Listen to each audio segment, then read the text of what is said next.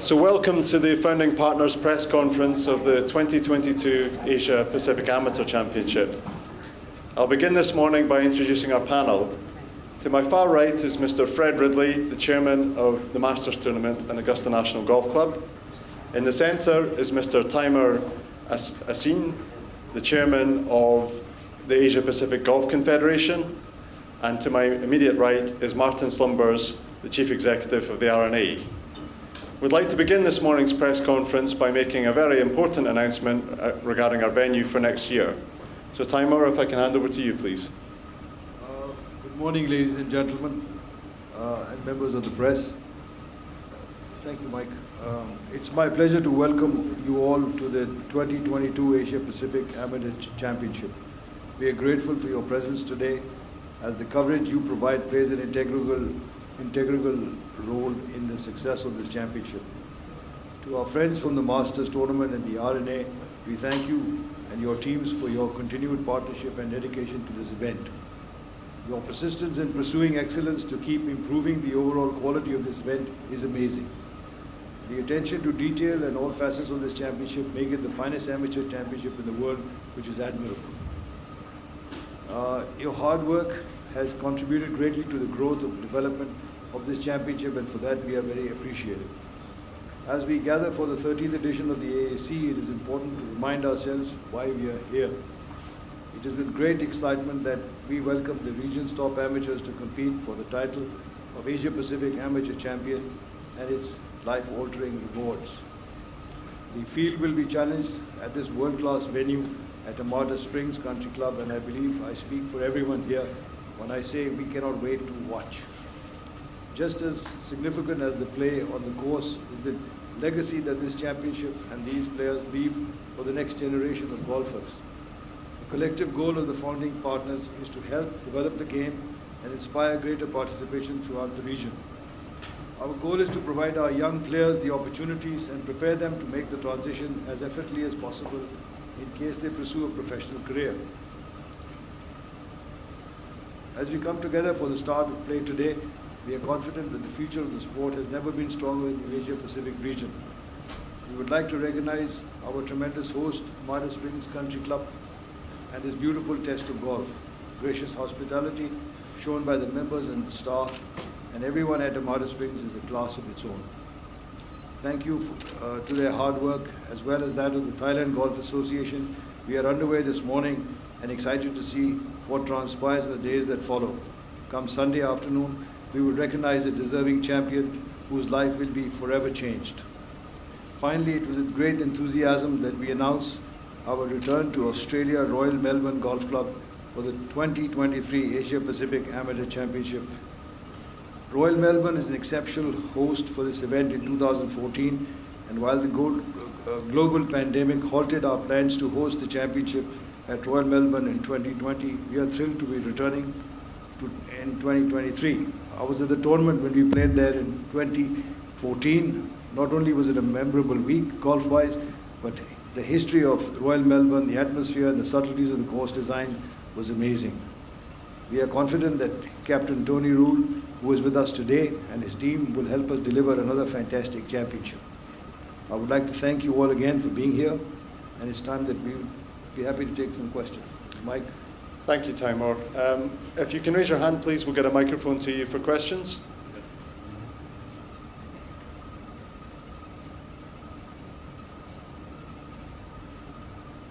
A question probably for all three, but being from Australia, what is it about Royal Melbourne and the country that keeps bringing you guys back? Mr. Ridley, would you like to start? Thank you very much. Well, as long as I can remember growing up and reading about golf around the world, Royal Melbourne has always been among the top courses that I wanted to visit, and we were very pleased when we were there the first time for the Asia Pacific Amateur. It's a great test, classic McKenzie design. You know, I think being able to take this championship to the top venues in the Asia Pacific region is very important, because it's the interest that creates that really drives these young players. These are venues that they would not otherwise ever get to see. And just the way that it increases interest in the game in the region, I think is allowed the organization and the APGC to carry on its mission to grow the game in the region. So I think it's very important that we're able to go to venues, and we very much appreciate being here certainly this week at Amata Spring, and then being able to go to Royal Melbourne is going to be great. So we're very excited. Taimur, Martin, would you like to add anything? I think it's always nice to have an Australian ask a confidence question about Australia. But for me, I mean, I think Fred encapsulated it very well. This is all about creating a pathway and an opportunity for the great players, and the platform really matters, and the quality of the golf course and the facility really matters. And as I say, this week is going to be terrific. They're scoring a lot better out there than I thought they would on this difficult golf course, and Royal Melbourne is just world class. Okay, thank you. We'll take the next question in the centre, please. Morning, gentlemen. Jonathan from Golf Matters. A quick question, perhaps mainly for Mr. Taimur and the other two gentlemen. Since the AAC started in 2009, we've seen alumni go on to much bigger things. Notably, Hideki, you won the Masters. Perhaps in your words, could you tell us what impact has the event had on golf in this region, especially at the grassroots? Well, the first thing you got to see the effect it's had, and that is that nobody could, from our part of the world, could dream of going to Augusta or the Open. You get an invite from Augusta was something. I used to play, and we always saw this in the Shell's Wonderful World of Golf. 3 years after it was held. Now you're part of history. You're sitting with the chairman of Augusta National, the chief executive of RNA, and we're all partners. We're all here. So the effect, the opportunity that they give us is amazing for our players. It's something to strive for. And you see the quality all around. We now have 43 countries and 4 ladies associations.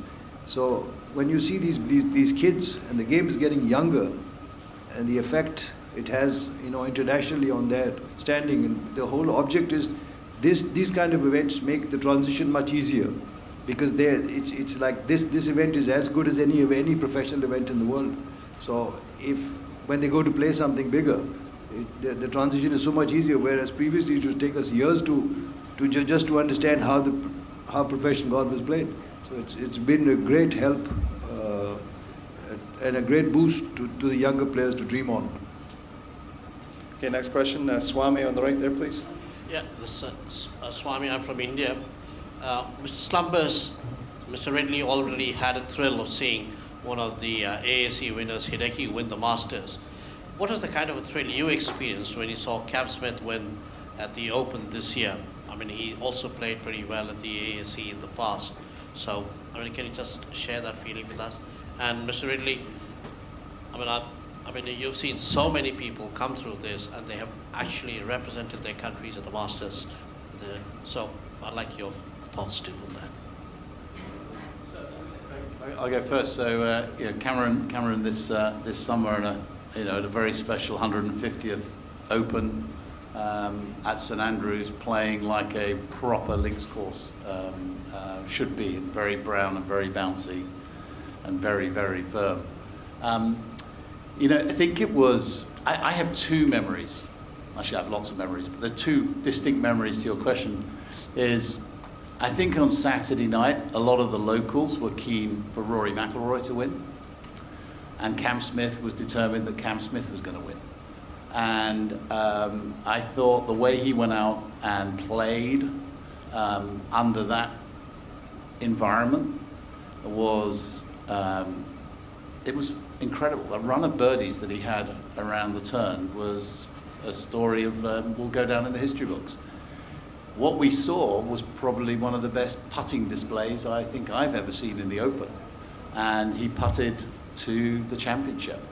And if any of you who've been to St Andrews want to go and put your ball where it was on the 17th hole, in 2, and go and put a bottle of water where the pin was, and then see if you can do 2 putt from there. Not many of you will.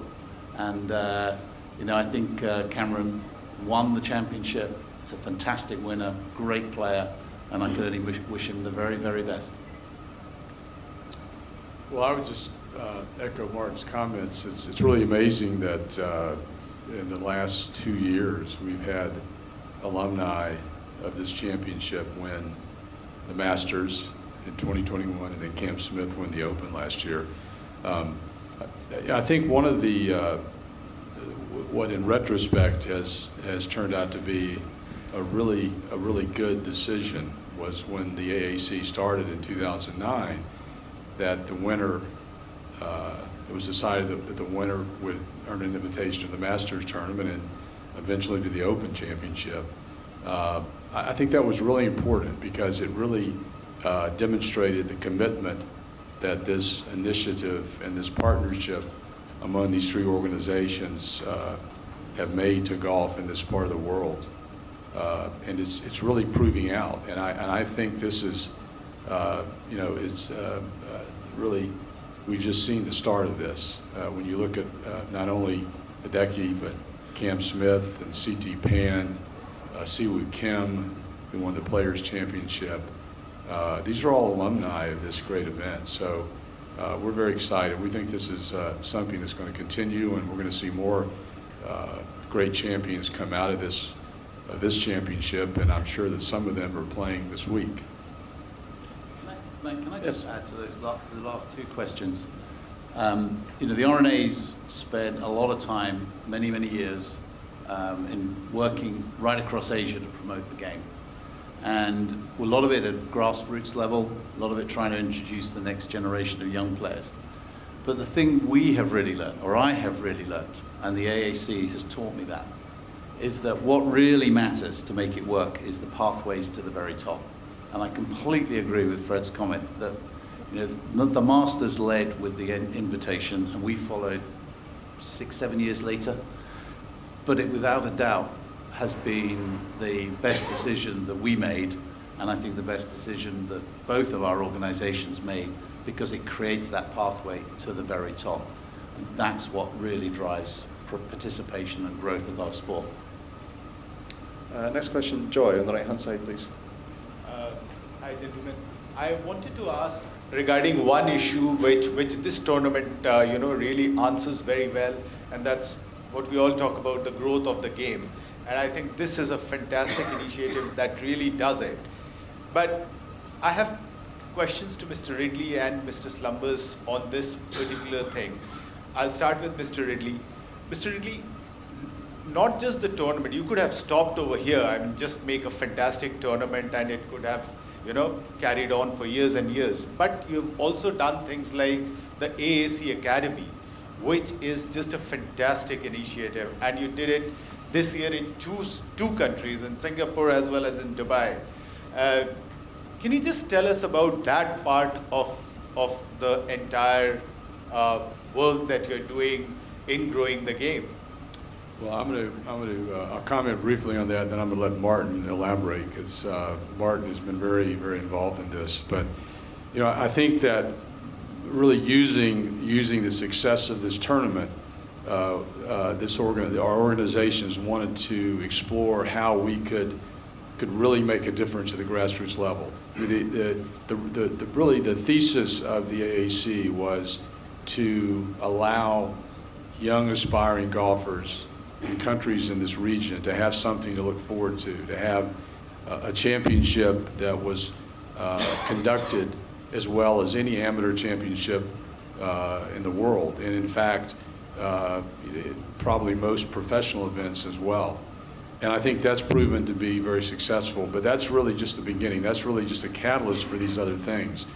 And the academies that you referenced really are sort of the next step, and really it's great that we're doing this. We're creating these heroes that we've talked about that's had an impact as they go back home in their countries, but we really needed to get more into the grassroots, and that's what the academies are all about. And I'm going to ask Martin if he might want to elaborate on just how those are being conducted and the difference they're making. Yeah, thank you, Fred. We've often talked in this this week, in the previous years, this is my eighth one that I've been to, that there are two parts of the field. There's the young men who are right at the end of their elite amateur game who got a chance to win this week. And there's the ones who are still learning their trade. And then within that, there are countries who are trying to figure out how to get their better players to be at the elite level. And we ran the first academy in 2019. And what it was all about was taking the countries that are not making the cut and maybe don't have the resources to provide all the training, the development, all the things you need to be able to be successful at the very top level, and giving it to them. So that was successful in 19. COVID has obviously put that on hold. But then we ran the recent one in Dubai and here at Amata Springs. We had 21 players from 16 different countries. And the whole objective was we brought the best coaches in the game, nutrition, strength, conditioning, all the aspects that the best countries give to their players, and expose them to a week-long training camp. And 19 was successful in terms of seeing those players and see how they perform. And I'll be very interested to look at the players who've just been through that academy and how they play this week. But I think that is absolutely into how do you build that depth and that participation and how that pathway to the very top. And I think all of us are very proud of what the Academy is doing, and you'll see a lot more of it. And Mr. Slumbers, I wanted to ask you, I was fortunate enough to meet one boy from Nepal, and I did a story for the championship website. He's now ranked 108th in the world, I mean, on Wagger, which is like amazing. I mean, I'm coming from India, and I know nobody from Nepal has ever come any close to that kind of ranking. When I was talking to him, one of his benefactors and coach, he made it a point for me to know that the guy is playing with new set of clubs which are bought from R&A funds which are being given to Nepal golf associations. And he wanted to make it known to the world that this is the kind of stuff that the golf bodies are doing to help golf in the world.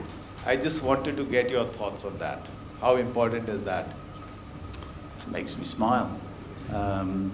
It's what it's when you look at the sport more broadly, and there's a lot of conversation in the media about professional game, but I have often said that what the R&A really cares about is the 99% who play for love, and we use all our financial resources, our intellectual firepower, our knowledge of the sport to help people play the game for love. And it is great to be able, and there are so many little stories like that say we're doing the right thing. And good luck to the young man, and I hope he plays well. And he keeps telling that story because it's good for us, and I'm sure it'd be good for the equipment manufacturer as well. Okay, next question, just behind there, please. Kasumi. Japan. I have two questions. How do you decide where the AIC is hosted each year, and maybe it will be held in Japan in the future? Well, there are a number of factors that go into that decision. I alluded to the great courses that we've had the privilege of playing on in the past, and certainly are excited about being in Australia next year. But certainly the quality of the venues it would be the most important. But there are a number of other considerations, and safety of the players, for example, is a very important factor. And so we look at that. There are, as you see from being here at Amata Spring, there's a lot of logistics that go into conducting a championship. I don't think I've ever seen this many people in the press room in any of our past championships. So that's a great sign that this championship is growing. And as events grow, they become more complicated. And so all of those factors go into deciding where the championship may go. We had a wonderful experience in Japan. I believe it was in 2010 at Kasuma Kaseki. And we had a great champion in Hideki Matsuyama, and I'm sure there will be a time in the near future when we'll be back. And you have a number of great venues there, and I'm sure that one of those will be a great place to host this event. So we're looking forward to that. Okay, well, okay, one last question then, Joy, please. Mr. Ridley, you have played the game to a very high level yourself as an amateur. I just wanted to get your thoughts on the fact that what used to be juniors in your days, 14, 15 years old, they are now becoming such huge forces in the game, in the amateur game. They are becoming so young, I mean, you know, the champions. Can you just give me your thoughts on that? Well, we were talking about that earlier. That you know, the great players of the game are trending younger, and I think you know, there was a time when I think a lot of people believed that the psychological part of golf was such that it required a little more maturity to be successful. But there's so many, and certainly in the developed areas of the world, there's so many opportunities for young people, boys and girls, to start golf at a very early age. And so they're much better equipped, much better trained at a younger age to compete at the highest levels. And I think we're seeing the fruits of that. There just weren't the opportunities for golfers in my era, and we had a few good tournaments, but certainly nothing. Perhaps in the United States, the United States Junior Championship might have been on the same par as the Asia Pacific, but really nothing else. So I just think you're seeing golfers with a lot more opportunities at a younger age, much better training, better instruction, better equipment. And I think those are some of the reasons that we're seeing golfers be successful at a younger age, and many of the major tournaments are now being won by golfers in their 20s. So although we do have some exceptions, there you know, golf's a game that can be played for a long time, and players are staying in better condition, and so we are seeing some older champions as well. But I think you're right. I think it is trending younger. Okay, and the final question then, briefly, please, Swami. This is for Mr. Hassan. You know, we've had championships in various countries, absolutely memorable golf courses. Do various countries in the AAC, the Asia Pacific, do they kind of send in a bid or express an interest in hosting a championships, and then with the help of both the RNA and the Masters, that you decide on this? And have there been any applications from, say, countries like India? I mean, obviously, I'd love to have this championship in my home country. Well, I mean, India is a very important part of the Asia Pacific region, and I'm sure there's a team of you know, from the three partners that go out to look at various venues. They see how important, because the venues play a huge part in promoting the event, because it's historic venues that you know, because they're going to play historic tournaments. So India is definitely on the radar, and I'm sure they will be looking at it down the line. You know, I can leave that to Martin to elaborate. No, I think you need great platforms, you need great clubs, and you need people to make magic happen. And you know, I think you talk about India, but there's some other countries in the region as well that we would like to take this championship to. But we need to get that lovely mixture of those things together to be able to enable it to be the world-class championship that we all aspire to. We'll close things there. Thank you to our panel, and have a great week, everyone. Thank you. Thank you.